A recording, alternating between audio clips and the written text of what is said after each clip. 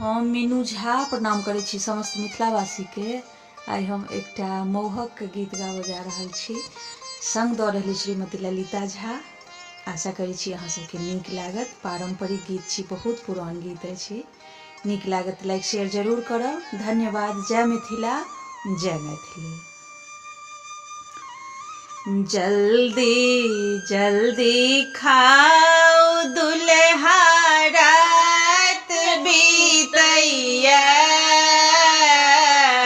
जल्दी जल्दी खाओ दुल्हा रात बीतैया।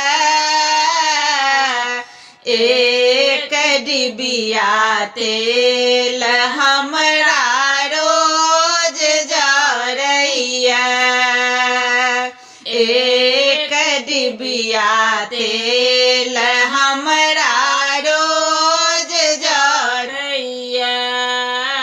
धोती ता आयल दुल्हा कुर्ता आबैया,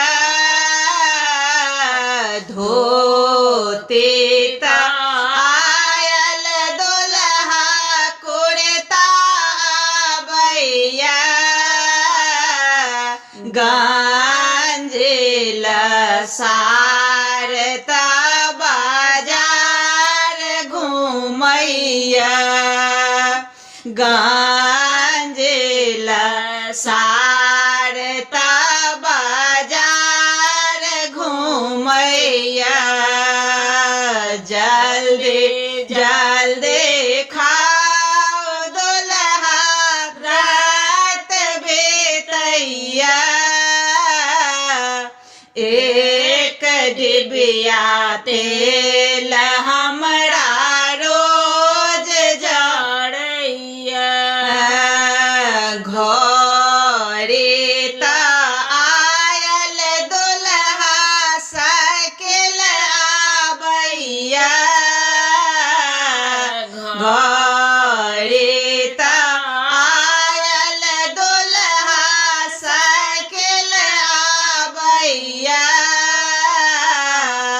रेडियो सारता बाजार घूमैया, रेडियो सारता बाजार घूमैया।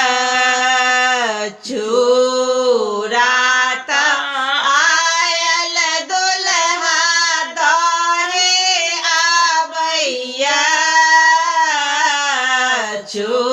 चूड़ाता आयल दुल्हा दहे आबैया। चीनी सारता बाजार घूमैया, चीनी सारता बाजार घूमैया।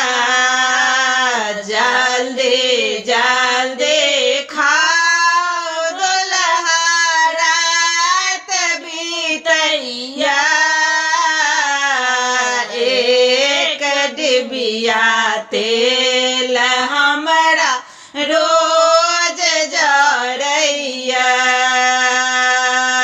एक डिबिया तेल